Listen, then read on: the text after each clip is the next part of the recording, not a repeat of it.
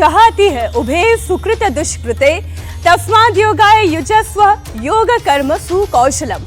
गीता का अध्याय 2 का श्लोक ये कहता है समबुद्धि यानी कि सम बैलेंस। समबुद्धि युक्त व्यक्ति पुण्य और पाप इसी लोक में त्याग देता है और उनसे मुक्त हो जाता है। इसलिए समत्व योग में लग जाओ। यह समत्व रूप योग ही कर्मों में कुशलता है, यानी कर्म बंधन से छूटने का उपाय है, जिसे दूसरे शब्दों में कहें कि मोक्ष हो जाना, परम आनंद को पाना।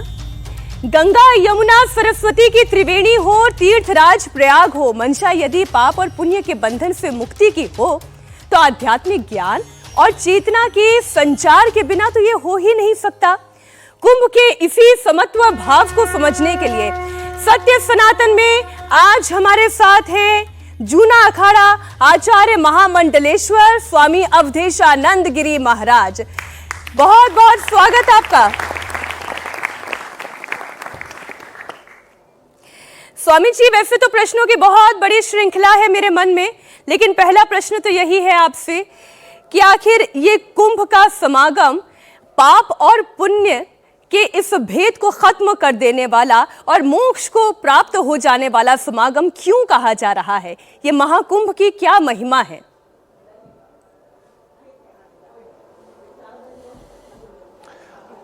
चिरकाल से हमारी संस्कृति में कुंभ का वैशिष्ट्य और महिमा रही है।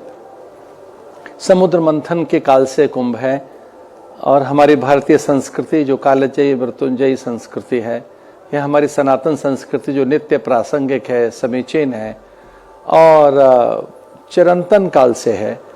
ये संस्कृति विश्व को एकता का संदेश देती है, सामाजिक समरसता का संदेश दे रही है। कुंभ से हमारी संस्कृति के जितने भी उच्चतम प्रतिमान हैं, दिव्यताएं, श्रेष्ठताएं, वे सब आज यहाँ साकार हैं। कुंभ के अवसर पर वे सब जीवंत हैं, मुखर हैं। यहाँ कोई पंथ का भेद नहीं, वर्ग का भेद नहीं, जाति का भेद नहीं है। हम सब सनातन धर्मावलंबी यहाँ एक हैं। यह कुंभ समष्टि के कल्याण की बात कहता है, यह सबके हित की बात कहता है। हमारे ऐसे ही तो गीत हैं, सर्वे संतु निरामया। हम सबके सुख और स्वास्थ्य की चिंता करने वाले प्राणी हैं। लोकाहा समस्ता सुखिनो भवन्तु। हम केवल एक लोक की साम्य संतुलन की चिंता नहीं करते, हम तो सबकी चिंता करते हैं, सभी लोगों की।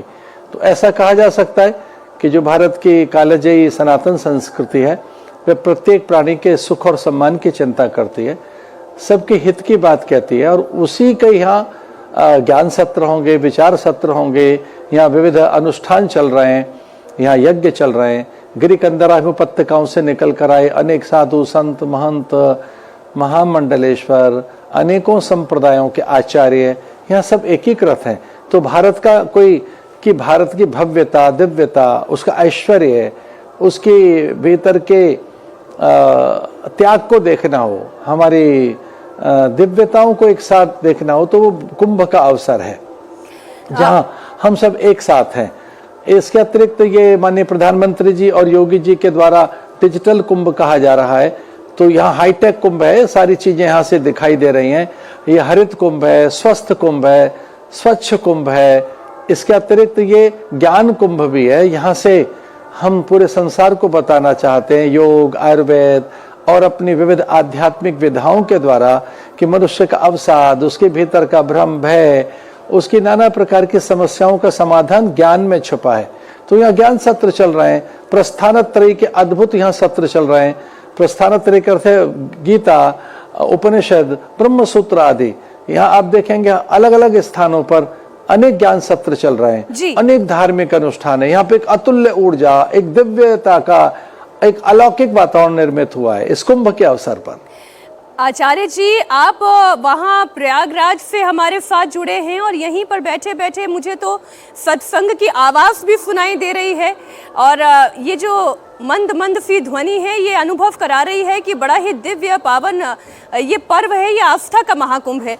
स्वामी जी, जूना अखाड़ा जिसके आप आचार्य महामंडलेश्वर हैं, जूना अखाड़ा जिसका अपना इतना गौरवशाली इतिहास है, जिसका अपना इतना बड़ा आध्यात्मिक महत्व है, जूना अखाड़ा के बारे में हम आपसे समझना चाहते हैं क्या वजह है कि आदि शंकराचार्य ने सोचा कि इन अखाड़ों का गठन किया जाए, इन अखाड़ों के जरिए सनातन का संवर्धन किया जाए, इसका संरक्षण किया जाए? आप ठीक कह रही हैं।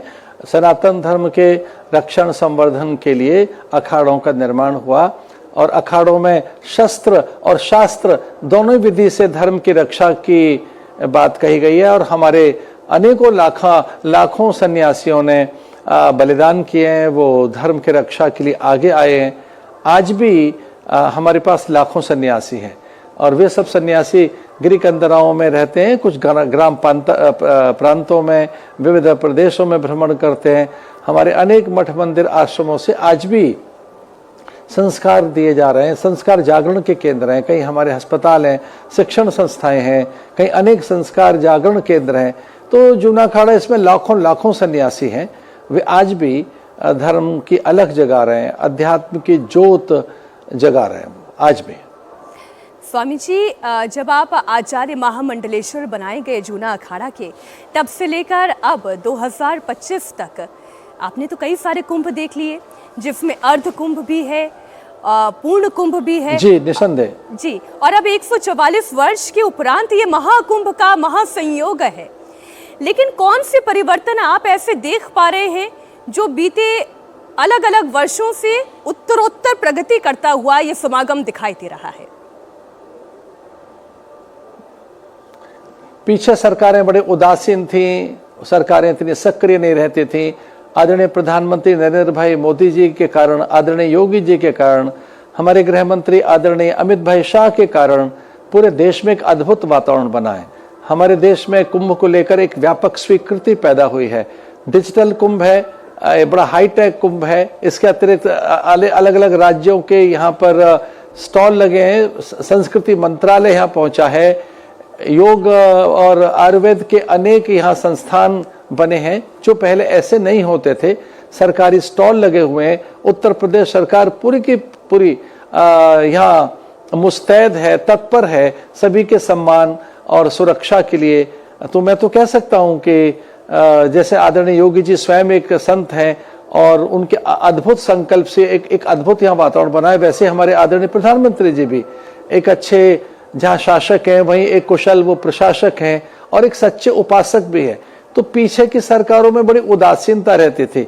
इस बार मैं नया परिवर्तन ये देख रहा हूँ कि पूरे संसार में उत्साह है कुंभ को लेकर और सरकार मुस्तैद है, तत्पर है और वो सब सुविधाओं को देने के लिए कृत संकल्प है। तो ये कुछ परिवर्तन दिखाई दे रहा है। 40 करोड़ लोग आएंगे इस कुंभ में, सबका स्वागत है और आए सब, बहुत बहुत स्वागत सबके लिए। हम पलक पावड़े बिछाए बैठे हैं, कृपया आइए और कुंभ का आनंद लीजिए। बहुत बहुत धन्यवाद। स्वामी जी, एक और प्रश्न, थोड़ा सा समय आपसे और मैं आशा करती हूँ आप दें, क्योंकि बहुत सारे श्रोतागण यहाँ पर जो है। जी जी जी, एक प्रश्न ले लीजिए, एक प्रश्न और ले लीजिए। जी, स्वामी जी, आप कह रहे हैं सबका स्वागत है, लेकिन दूसरी तरफ संत समाज से ही आवाज भी उठती है। आप भी कहते हैं कि क्यों इसमें जो गैर सनातन धर्मी हैं वो आए, तो क्या मुसलमानों का स्वागत है या नहीं है?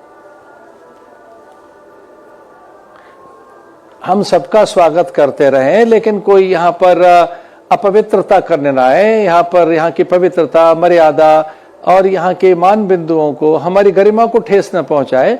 हम नहीं चाहते कि यहाँ पर थूक जिहाद हो जाए, यहाँ पर कुछ और अपवित्र चीजें हों। हमारे मठ मंदिरों में पवित्रता का ध्यान रखा जाता है। हम लोग अपने सारे सारोकारों में अपनी स्वच्छता, शुचिता के प्रति अधिक सचेत रहते हैं। तो संतों ने ये बात कही है कि भाई हमारी मान मर्यादा का, हमारी गरिमा का ध्यान रखा जाए, ये कहा है संतों ने। स्वामी जी, बहुत बहुत धन्यवाद। बड़ी मुश्किल से आपका इतना भी समय मिल पाया। अब प्रयागराज में ही मुलाकात होगी और वहीं से आपसे चर्चा होगी सनातन के भी, महाकुंभ की भी। बहुत धन्यवाद।